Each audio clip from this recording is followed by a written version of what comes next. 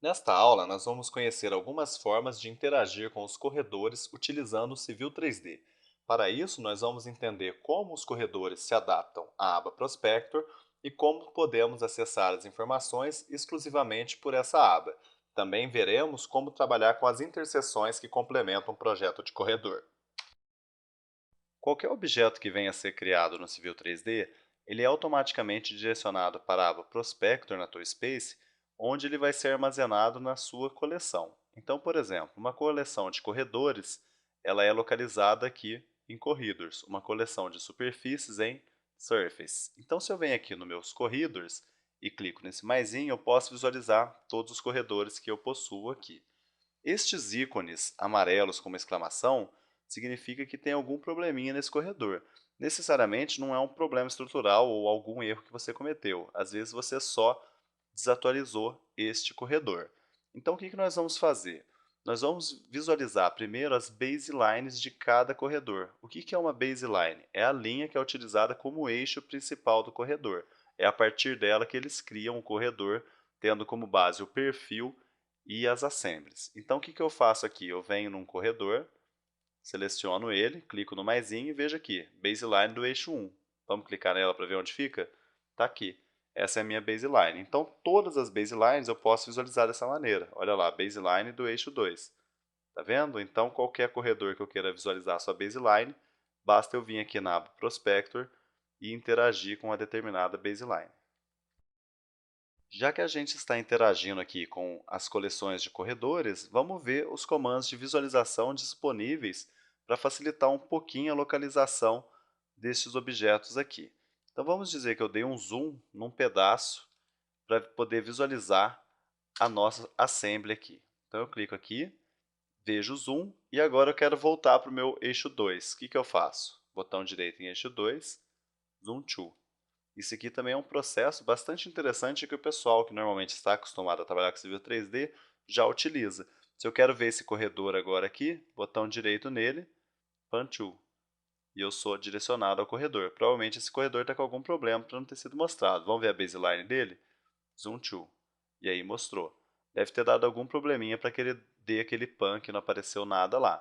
Então o que acontece? Qualquer objeto que eu queira localizar, basta eu vir aqui na sua baseline, pedir para ele selecionar, por exemplo, ou então dar um zoom, que ele vai nos levar rapidamente e isso facilita muito o nosso projeto, porque você não precisa ficar perdendo tempo procurando determinados corredores.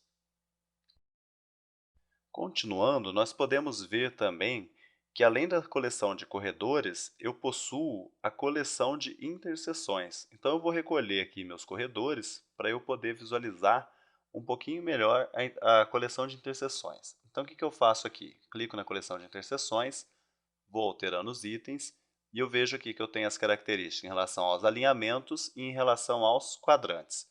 Quando eu falo dos alinhamentos, eu posso, por exemplo, ver quais foram utilizados e utilizar os comandos de localização. Então, por exemplo, zoom to, ele vai me levar para o eixo 2, que faz parte da interseção. Quando eu observo os quadrantes da interseção, eu já não consigo analisar aqui o quadrante utilizando o comando de localização. Se eu venho aqui na Feature Line, eu já consigo. Ó. Vamos ver? Zoom to, está aqui, ele mostrando para nós as linhas que foram utilizadas para criar essa interseção. Então, além dos corredores, o seu projeto vai contar com interseções e elas serão apresentadas aqui na aba Prospector normalmente. Vocês devem estar se perguntando aí se aquela coleção de corredores fica bagunçada daquela maneira mesmo. A resposta é não, pessoal. Vocês devem trabalhar com coleções de objetos que possuam nomes fáceis para que você possa entender e qualquer pessoa que venha interagir com o seu projeto também possa. Então o que nós vamos fazer? Vamos esconder a nossa coleção de interseções e vamos voltar lá para os corredores. Eu posso alterar as propriedades de qualquer corredor mesmo depois de ele já ter sido criado. Então, por exemplo, corredor 18, a baseline dele é referente ao eixo 1. Então, o que eu faço? Botão direito, propriedades, venho aqui em Information e mudo, por exemplo, eixo 1. Isso aqui pode ser que seja suficiente para vocês entenderem, assim como a descrição.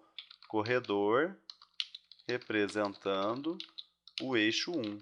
Mas isso aqui, pessoal, tem que ser uma característica própria do seu projeto. Você tem que saber o nome e a descrição para inserir aqui. E outros parâmetros poderão ser inseridos aqui nas propriedades para que você possa alterar as características do seu corredor. Assim que você terminou, você pressiona OK e você vê que teve uma alteração aqui.